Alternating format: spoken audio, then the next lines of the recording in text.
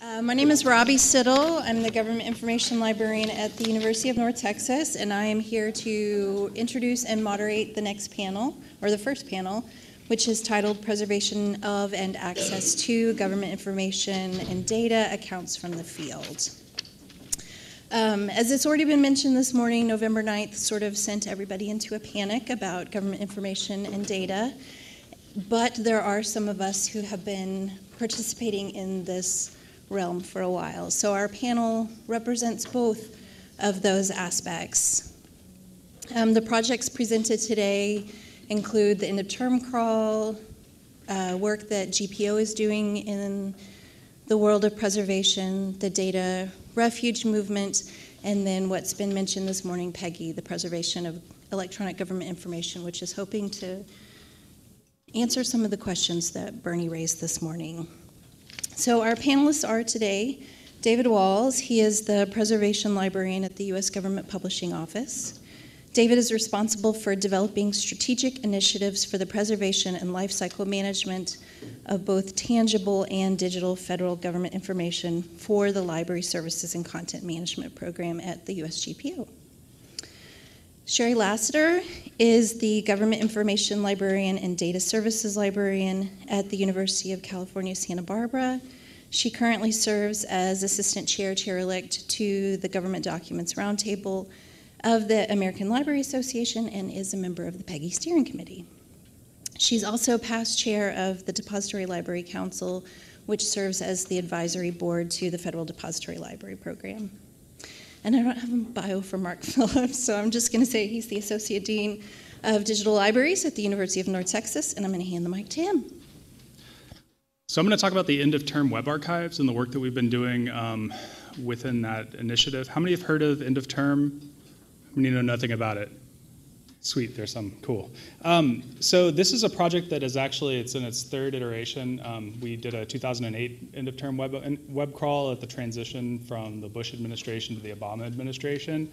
We did a 2012 end-of-term project at the end of Obama's first administration into his second term. And then we've completed our 2016, which was the transition from the Obama to the Trump administration.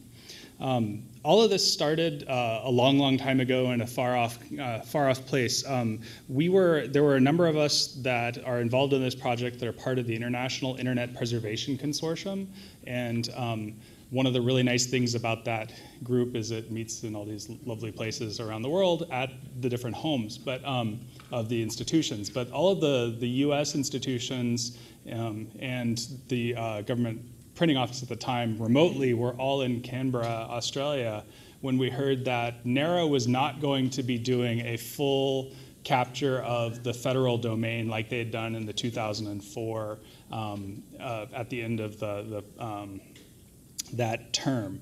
So we found out in 2008 in May that they would not be doing a full comprehensive crawl. They'd be focusing on a much smaller piece of the federal web. We all rallied around it and said, well, we need to really do this. And so the organizations that were present there kind of rallied together and said we wanted to figure out how to do this. So immediately we got started. We ended up doing a huge amount of work, and we were successful in our first set of web crawls. In 2012, we got back together. There were a few other institutions that had joined the IIPC from the United States side of things, and there was some other interest from non-kind of collecting groups, but other interested parties. They had seen what had been done in the 2008. They were interested in preserving content in 2012, and so they tried, and they wanted to get involved. That was another successful project.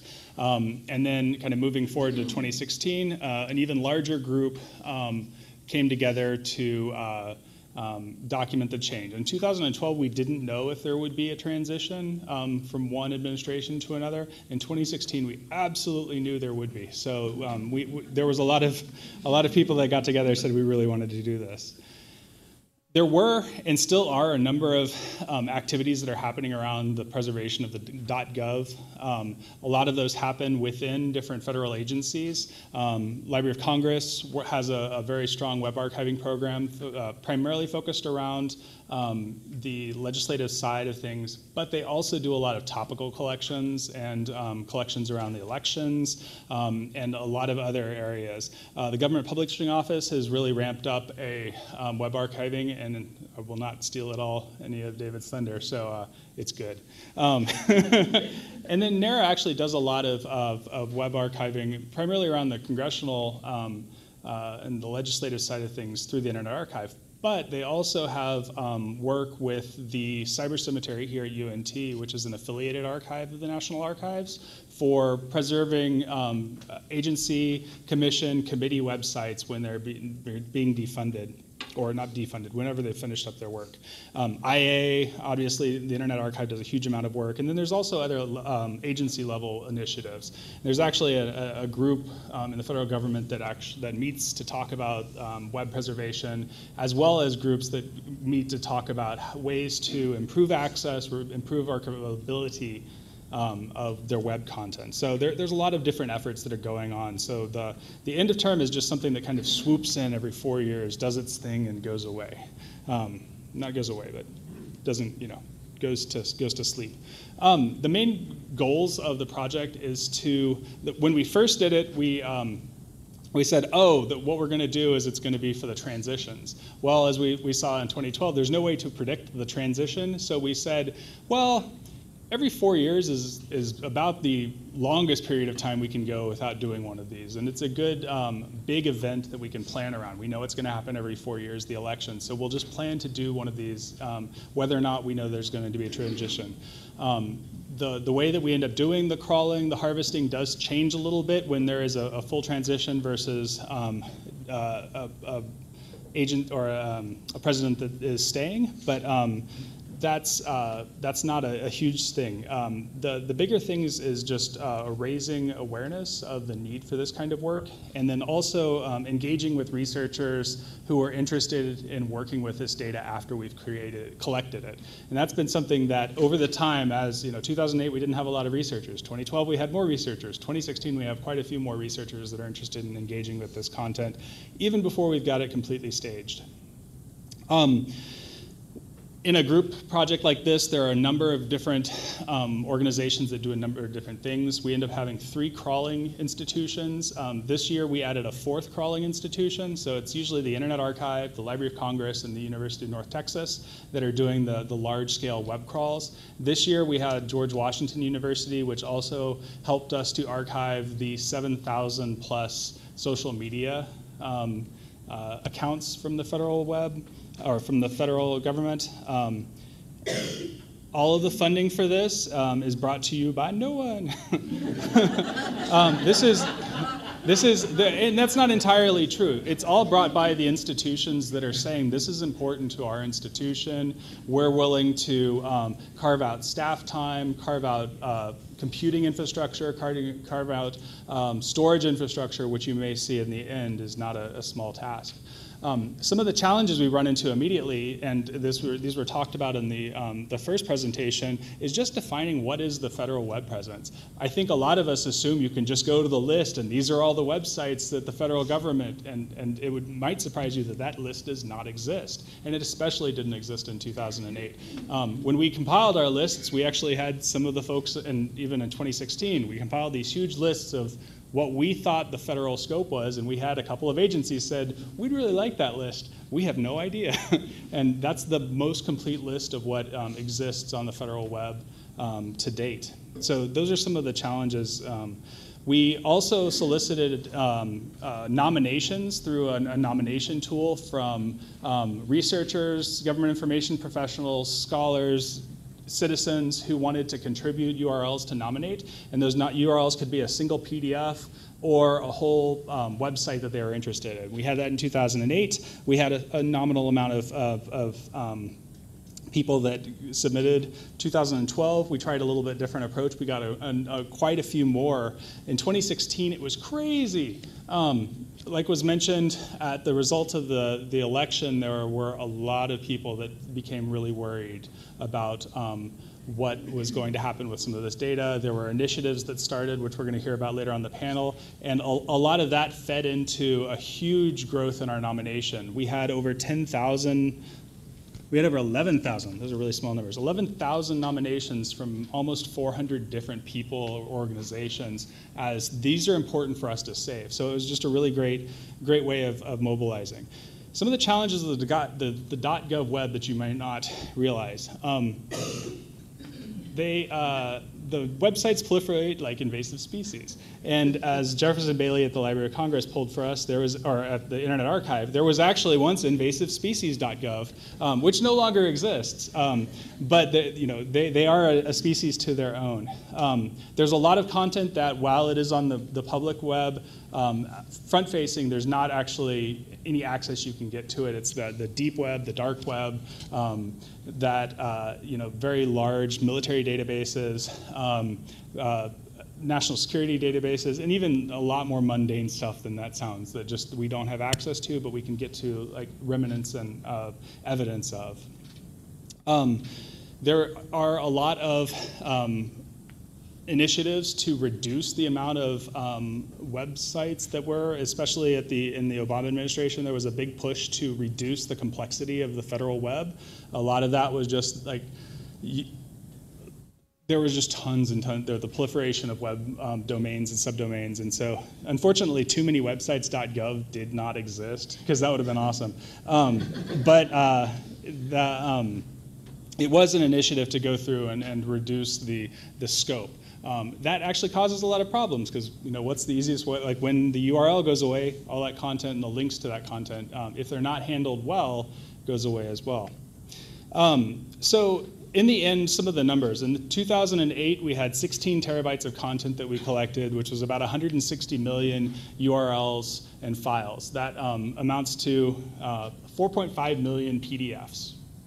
It's a lot of PDFs. 2012 was 35 terabytes, 194 million files or URIs. We had roughly about 20 million PDFs in that set. In 2016, we have 250 terabytes of data that we've collected. So you can see like the graph just goes up like that.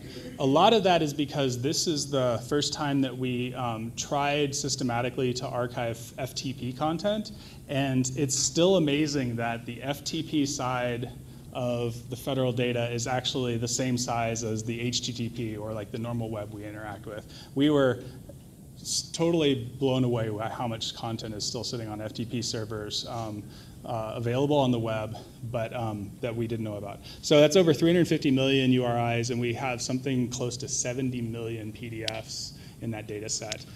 So there's just tons and tons of data. There's a collection. What we're doing right now is transferring data between partners. Library of Congress, Internet Archive, UNT, and then GWU all did captures. So we have to, send hard drives, figure out places to grab data from, transfer data, so that we distribute that content to multiple partners. And then we'll be staging that in the end of term web archive this summer. And all of that data will be available for browsing. And then I think there's going to be an effort to try to put some search on top of that this time with the 2008 and the 2012 there as well. So the end of term officially ended our work on March 31st of this year. And then we are working with the Internet Archive, UNT, to help allow for some of the same abilities for folks to nominate URLs of things that might come up in between these end-of-term initiatives. Our next big one will be in 2020, so if anybody wants to get involved, it's a little bit too early, but when that time comes, let us know, and we're always welcoming folks to get involved. So that's what I have. Well, thanks for having me. I'm David Walls. I work for the United States Government Publishing Office in the Library Services and Content Management Division. We are the administrators of the historic Federal Depository Library Program that goes back to the very beginning of our democracy. We see it as a cornerstone of our democracy. It goes back to Madison's writings in the Federalist Papers, where he, in some letters to colleagues talking about why he wrote and contributed to the Federalist Papers, has a couple of wonderful quotes that warm the hearts of all government information librarians everywhere. by talking about the importance of free government information to the American people and to sustaining democracy.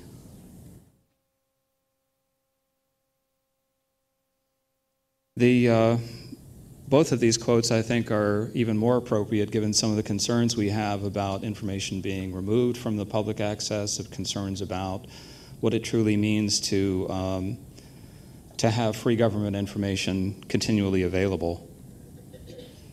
The beginnings of the Federal Depository Library Program go back to 1813. This is a summary of the quote of the original legislation, which basically said that copies of House, Senate journals, the government wasn't producing much information at that point, that those documents should be printed and distributed to the Librarian of Congress. There was no superintendent of documents back then, so the Librarian of Congress served in a role to make sure that these publications were distributed to institutions of learning across the then very young United States, which there's the map of what the country looked like then. Again, the law says for free access to the American people. Nothing in Washington happens without scope and authority written into statutory law. Our statutory authority comes in Title 44 of the United States Code. Those are the sections. You're welcome to look it up and read it. We administrate the cataloging and indexing program, which is known as the Catalog of Government Publications. We also, as I mentioned, the Federal Depository Library Program is under us. We also are the public-facing administrators, I'd call us, of the system of online access known as the Federal Digital System, soon to be rebranded as govinfo.gov. We also have a couple of very important superintendent of documents public policy statements, which you can go read online, which basically says that the information that is on FDSys should remain open to the public, and that the library program is the administrator of that government database. We also, surprisingly for an organization that has been doing permanent public access to government information for a long time, didn't really have any policy that said that preservation was the driver behind that. So the new policy that just came out this past year was the acknowledgement that all of us would know, but finally put into public policy, is that permanent public access is only achieved through preservation. So in the early days of the internet, when it came and disrupted everything we knew about paper publications and how to communicate with the people, the government sat down and did a study. And what it did was come up with this study that was to determine the relevancy of current operations, government publishing office, dissemination programs in the future. And it came up with 5 principles of government information that GPO still adheres to under the motto or our mission of keeping America informed. And that is primarily that the public has a right of access to information. It's the public's right.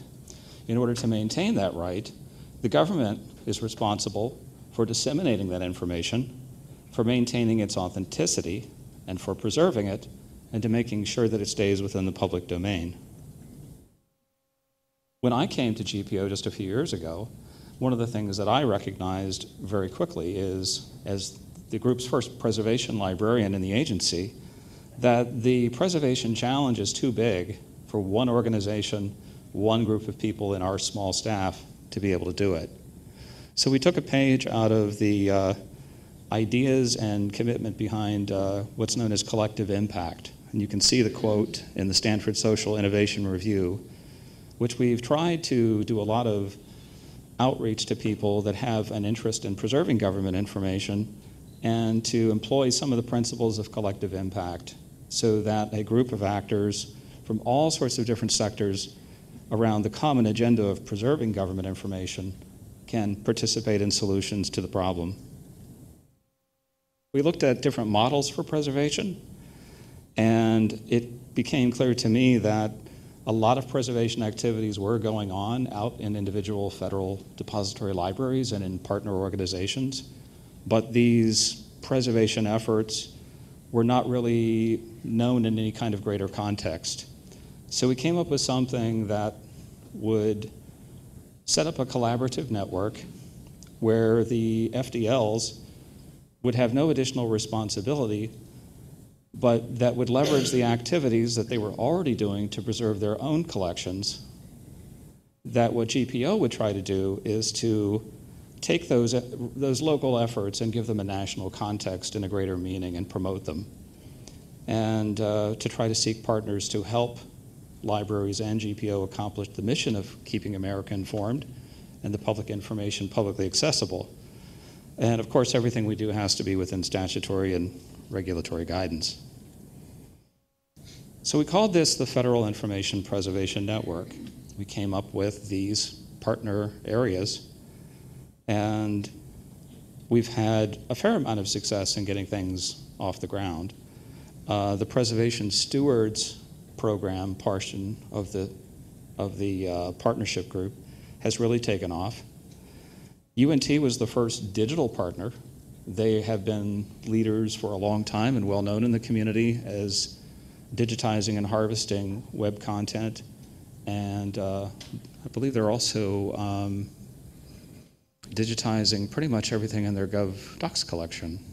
Not anymore. Not anymore. Okay.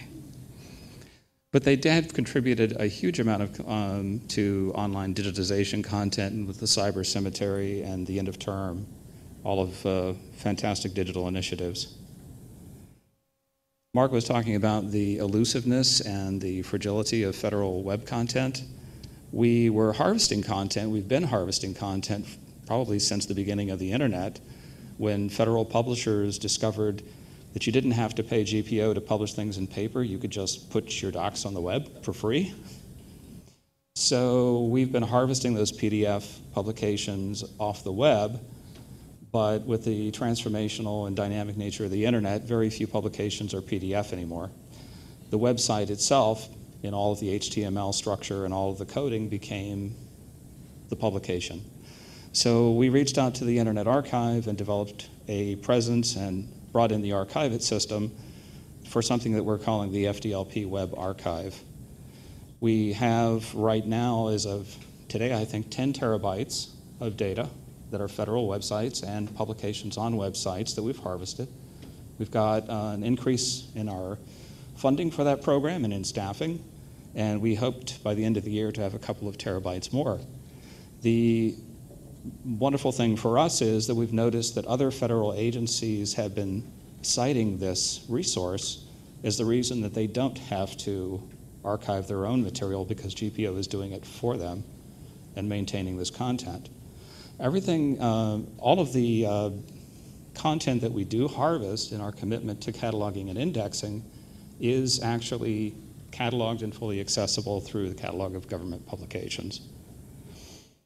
In addition to the principles that we've tried to do in harvesting other people's content, we also want to make sure that our own websites and our own public-facing content remain freely open to crawlers on the World Wide Web. That includes the catalog of government publications, which HathiTrust is crawling and using to help unlock publications that it collected that it did not know were actually federal government publications. FDSys, the Federal Digital System, is also LOCKSS enabled so that content on it can be crawled by the LOCKSS US Docs Network, the Sunlight Foundation, and any number of other groups that harvest government information. So what GPO is doing with federal web archiving kind of bumped up against some of the roles that other federal agencies like NARA, the Library of Congress, were already doing. So GPO led an effort to fund and to support a group that we've called the Federal Web Archive Working Group.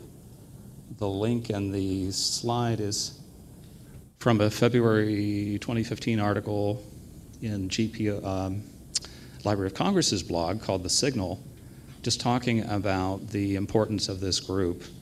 Our goal ultimately is to become if you're familiar with the federal agency Digital Guidelines Initiative, FAGI, which provides guidance on digital imaging, we hope to become an official subgroup under FAGI and set best practices and guidance to federal agencies on the right way to design websites that can be harvested for the public. I mentioned FDSys, which has been around for a number of years. We're actually completed this past year a self-assessment under the TDR ISO 16363 standard. This is 109 metrics involving a very complex organizational dive into the mechanics and organizational infrastructure that supports the digital repository. Having completed the self-assessment, we're looking to see what our options are to bring in an outside auditor to help us, for the extra golden seal of approval on the operation. We've talked a lot about, just over the course of the PEGI conference, in the sort of the recognition that in the digital age, our common understanding of what publications and records were kind of completely got messed up. Publications are records, records are publications, it's all digital. We've reached out to the Federal Research Division of the Library of Congress, and we've got a project underway with them to help do a study of how federal agencies communicate public information to the American people over websites and other dissemination routes, whether it's social media, their website, or even if they still publish things. We should have a preliminary report or some findings on a pilot study available this fall. We hope to be able to get a better handle on when agencies decide to communicate, how do they do it? What do they think publishing means? The goal is to develop a template that we can use to reach out to other agencies. So that is what's going on at the Government Publishing Office. And there's contact info if you are interested in web archiving or any of the work that we're doing. Thanks very much. I'm Margaret Janz. I'm the data curation librarian at the University of Pennsylvania and also part of the Data Refuge project that some of you may have heard of. If you haven't, that's okay. I'm going to talk about it a lot.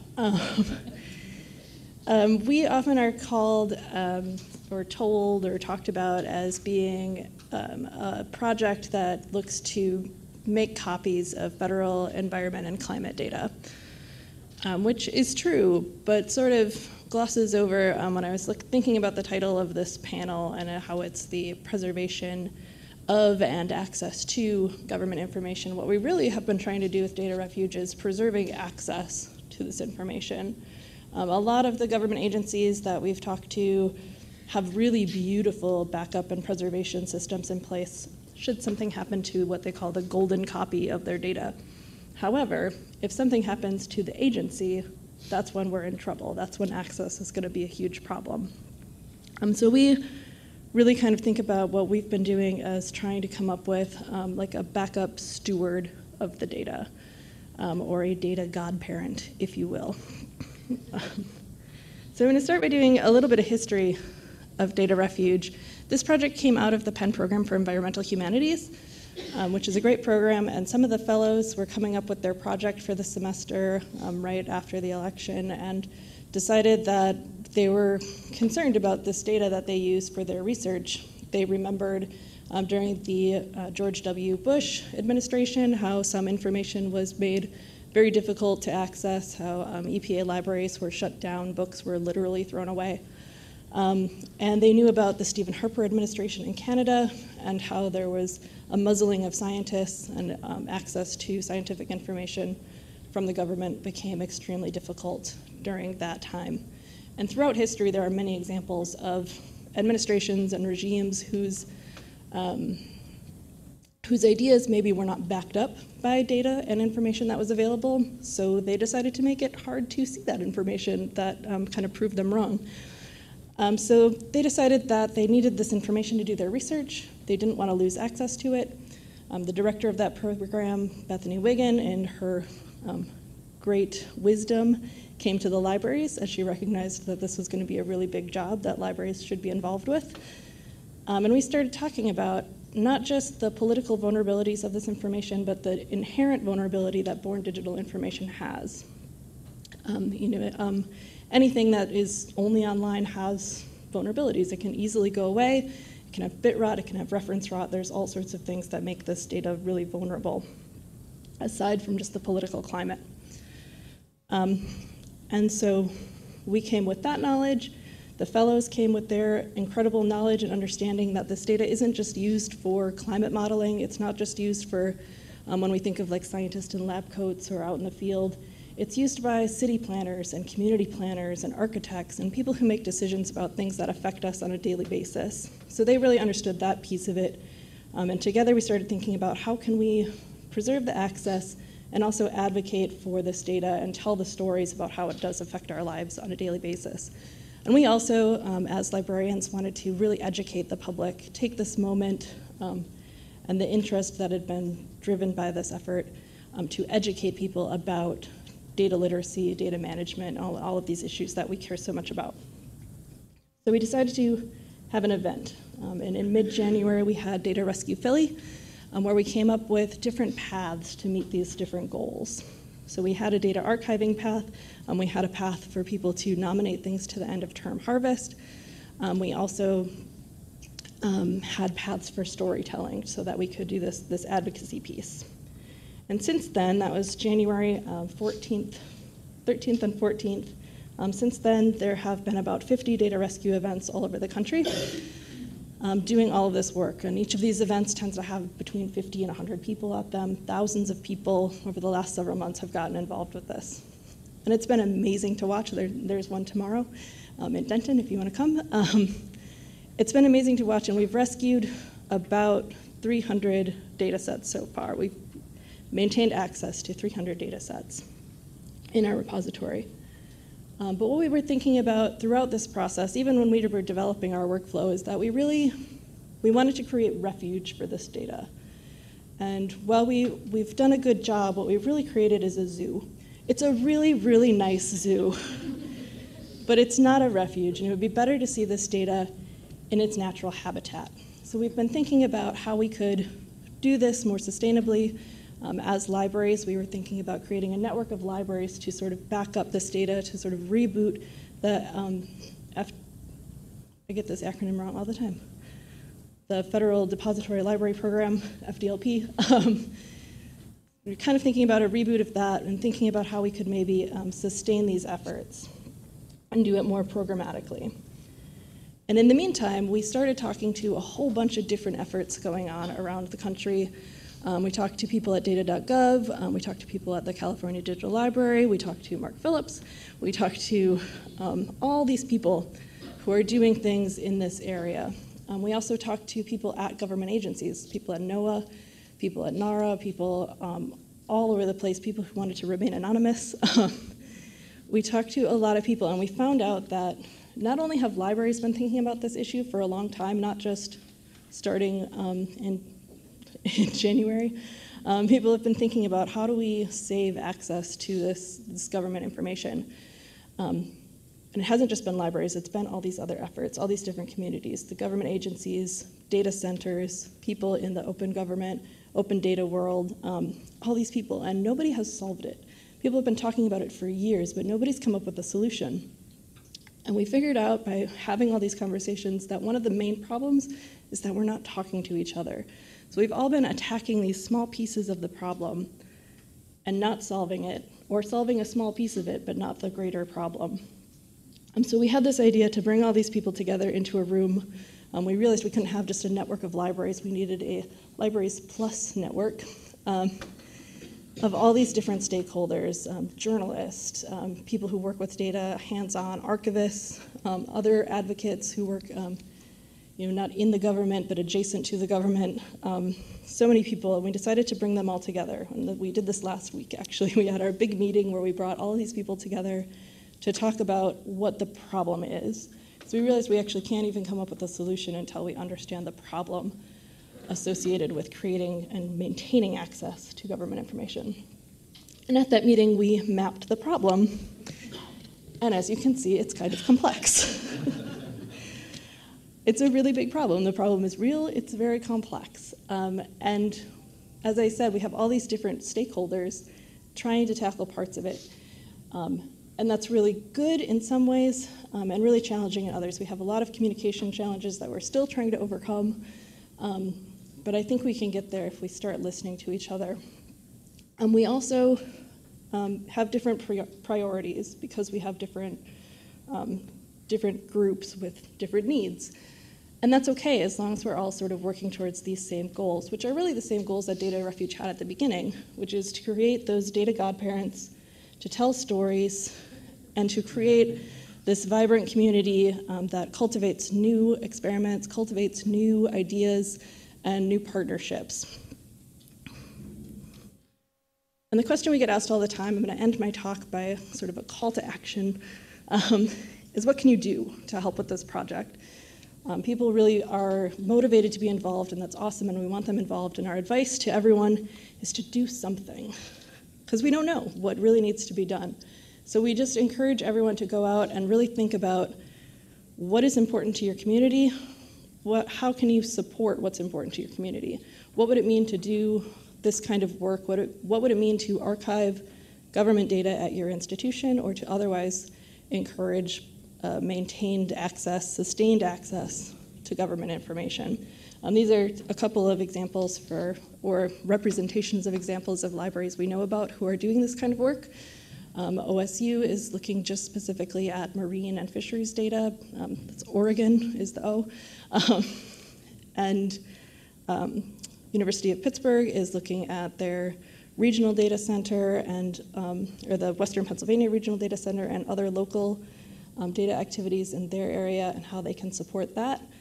NYU is looking at geospatial data and using data.gov's metadata to identify data sets that are important to their researchers.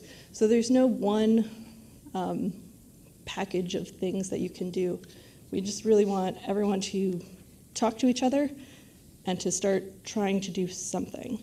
And if you want to talk more about it, you can talk to me about it, or you can come tomorrow and talk to me and others about it to Data Rescue Denton. But I do hope that you'll stay involved and stay connected and try to experiment and make a difference in maintaining access to government information. Thanks. Hi, everyone. I'm Shari Laster. I'm really happy to be here today. And my talk is going to be incredibly short. I have no slides because I'm talking about something that just happened yesterday. So I'm a government information librarian and data services librarian. I'm currently at the University of California, Santa Barbara. It's always a treat and pleasure to come to work with the folks here at the University of North Texas. And the reason that I'm here is that I am part of a group that's called the Preservation of Electronic Government Information Initiative, PEGI, not PEGI, PEGI.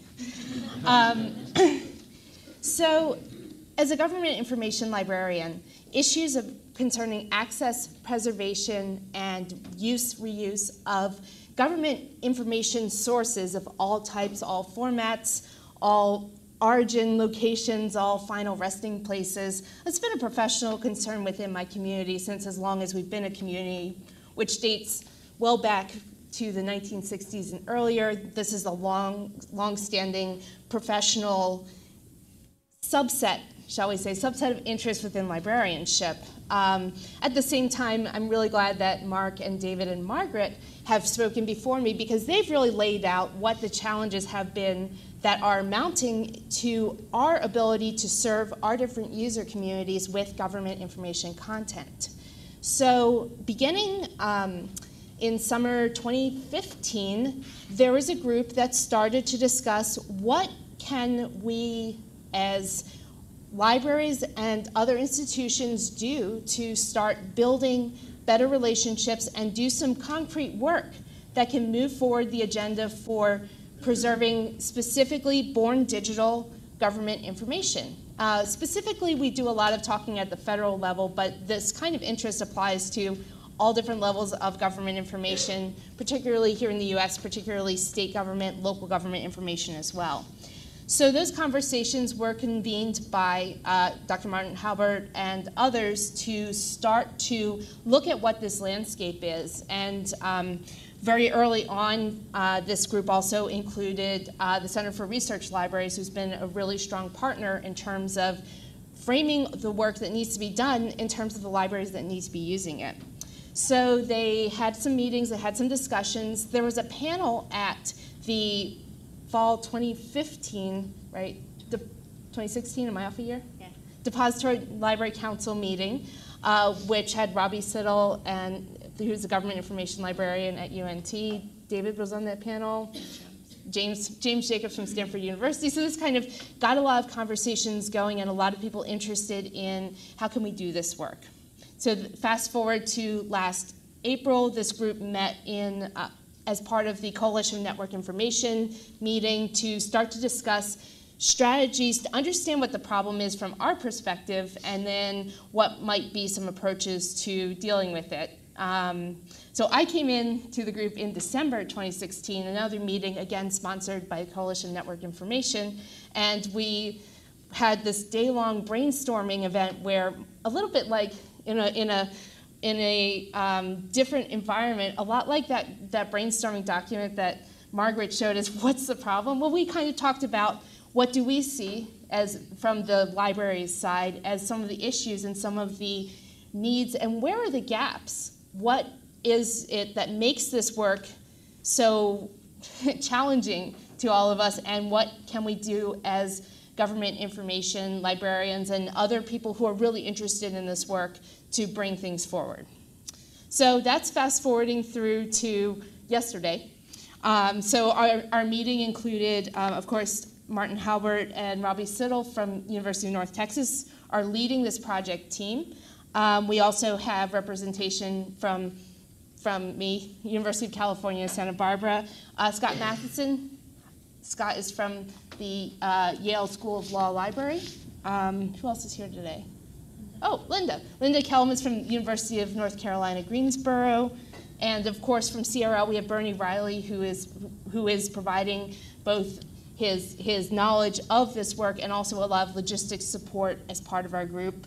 We're very, very lucky to be continuing to work with David Walls from the Government Publishing Office, folks from National Archives, specifically Cindy Smolovic, and we've also worked with Meg Phillips. I feel like I'm missing somebody. Oh, and of course, Deborah Caldwell, who is also at the University of North Texas, is doing important work to support the project's findings as we're moving forward into our research phase. So I kind of talked about what this is, a little bit about the context, and so what are we trying to do? And I will say that prior to yesterday, I don't know that I was able to really explain what we are trying to do. I feel like we had a really great conversation and I have a much more concrete idea of some of our project goals. So the first one is what we identified back in December as the need for an environmental scan that specifically is focused on the gaps that make preservation not possible. So one of the things that I think a lot of us are aware of, even if we don't engage with it directly, is that it's only possible to preserve things that are somewhere, that are collected, that are held in some way.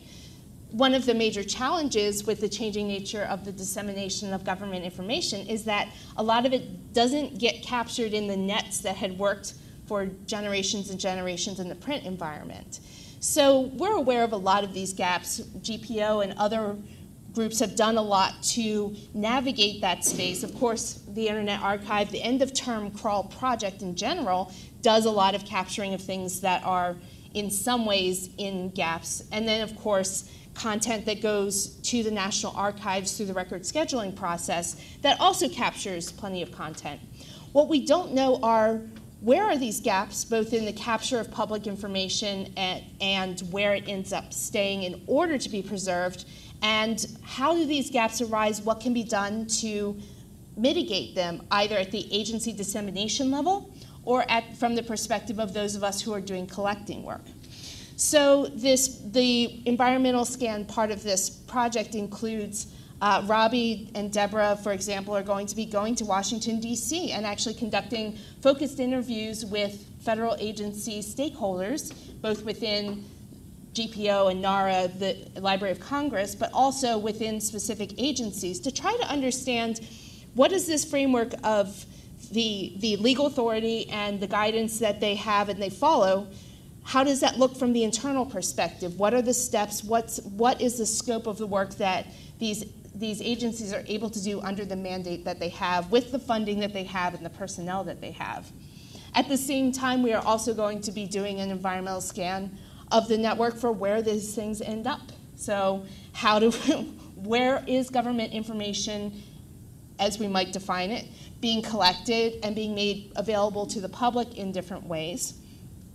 And I think that there's also some interest in coming to understand these communities of interest that are working with the Libraries Plus network and in other ways to form this sort of quilt, if you will, of organizations, cultural heritage institutions that are doing this collecting work.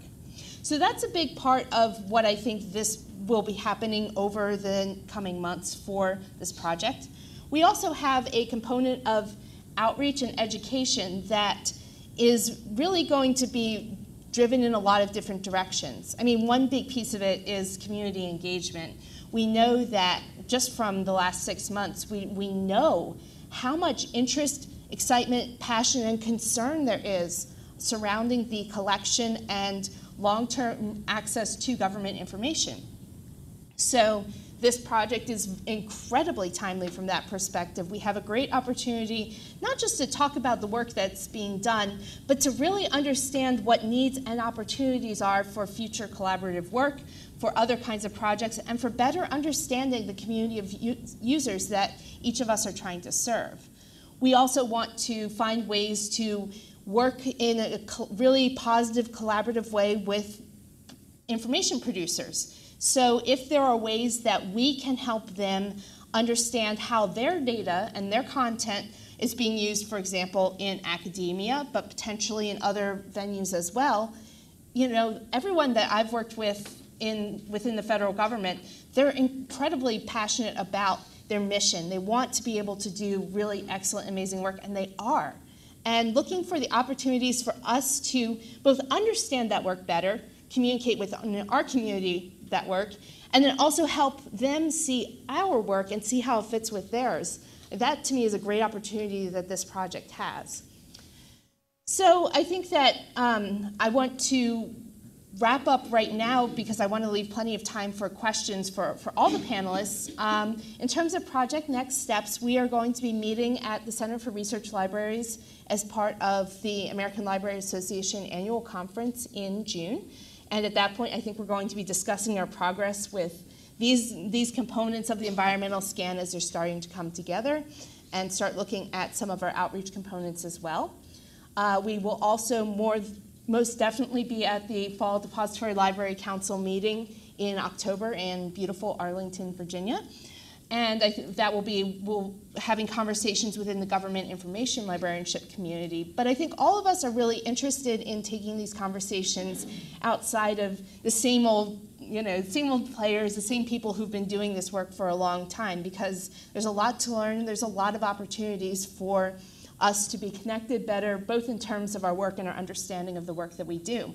So to that end, I encourage any of you who are interested in this work to reach out to Robbie, to talk to any of us about the project, and to let us know what we're missing, what we should be looking at, and what you'd like to see us work on. So with that, I will turn it back over to Robbie.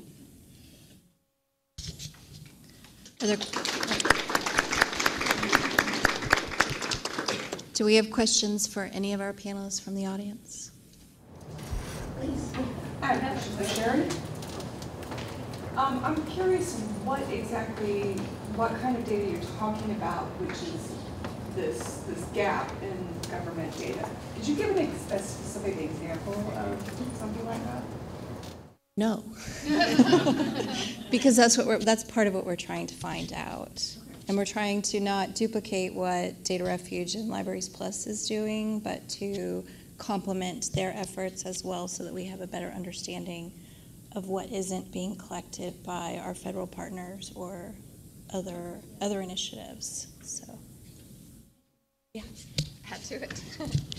I can give one example of a type of government information content which is not consistently captured or collected, which we discussed with Bernie at our meeting yesterday, which is the outputs of federal regional offices in different agencies. So for example, like the hundreds of offices that are associated with things like Bureau of Land Management or National Park Service to a certain extent. A lot of the work that happens in concert between a federal regional office and a state agency, sometimes that content doesn't end up on a website that is a .gov.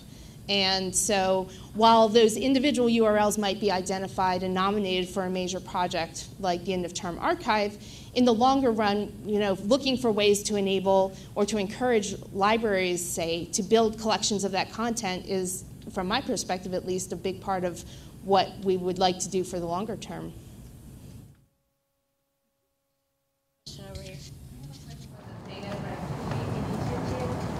And you mentioned that several initiatives doing their own to try to protect or harvest data. Do you have in your website a list of those initiatives that we can use as an example or like inspiration? Kind of. So we have a list of, on the Data Refuge site, which I don't know why I think you'll see this. I won't try to name the URL, but on the Data Refuge site, there is, like, in the host an event, there's a list of some of the tailored events that people have done for their own communities that can give you some ideas. We do have a list of some of the different people that are archiving data that we haven't publicized a lot because it's still, like, editable, so we're sort of weird about it. But we also, on the Libraries Plus page, which is libraries.network is the URL for that, much easier to say than the other one, we have a blog, and some of our people, like University of Pittsburgh and NYU, have been writing about what they're up to with their sort of experimenting, and that can give you some ideas as well.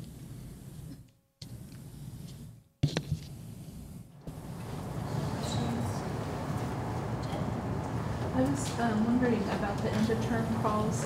Do the city, counties, and states also do things like that? Is it common, or is it need to be more common? I think it probably needs to be more common. The specific scope of the end of term was federal documents. A lot of states have initiatives, state libraries, state archives have initiatives around collecting on a kind of a periodic basis state publications. But as you start moving down the levels of government, I think it gets a little bit more sparse. And yeah, I think there probably should be a lot more. It's just kind of figuring out who can do that work, kind of organizing it around like what area, what space,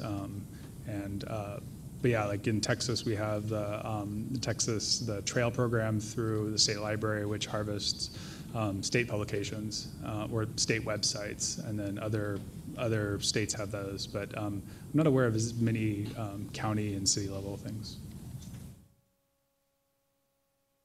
Yeah, please. Oh yeah, yeah. So as Mark points out, there are many states where this is handled at the state agency level.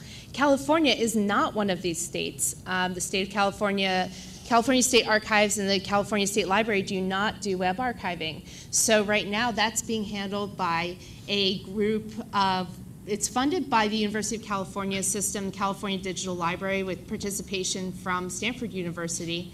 We were able to obtain some LSTA's Library Services Technology Act, LSTA funding through the state library for this project, but it's essentially a volunteer team of government information librarians who are doing web crawls in Archivit to preserve the state's web space. And this is one of those examples where what is a publication, what is a record? To me, this is one of the reasons that this is such a interesting conversation, because of course the state archives is doing its legislatively mandated work when it comes to managing both print and electronic archival content from the state agencies. But the capture of what is essentially the publication products of state agencies, right now that is being handled by higher education within the state, because we see the long-term value for both the users within the state but also our researchers. And I think it's an open question as to how that kind of project can be maintained in the future. Oh, and so the specific person who is amazing, her name is Chris Casanovich. She is the State and International Government Information Librarian at Stanford University, and I just so lucky I get to work with her on this project.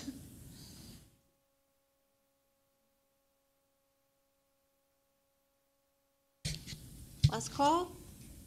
Please. Yeah, Peter Burkery from the Association of American University Presses. Somebody had a slide up there that showed various stakeholders coming together from different constituencies, and I noticed that publishers weren't up there. And I wonder, I don't have an answer to this question, I wonder if there's a role for publishers in this effort, and if it's helpful, feel free to distinguish between commercial publishers and mission-driven publishers. And I think that is something that has come up in some of these conversations because we all want free public access, and the publishers often require pay. We had at the Data Refuge event last week, it was fascinating how many people talked about data being used in publications but never being adequately cited. And we kind of discussed that a lot of that has to do with the fact that libraries just purchase government data that's repackaged, and so a lot of users don't even realize the origin of that information. So it's largely our responsibility as well as librarians to educate people better about where that information is coming from. So yes, and does anybody else want to add to that? That was my thought. All right, with that, we'll hand it over to Daniel and his panel. So thank you all very much.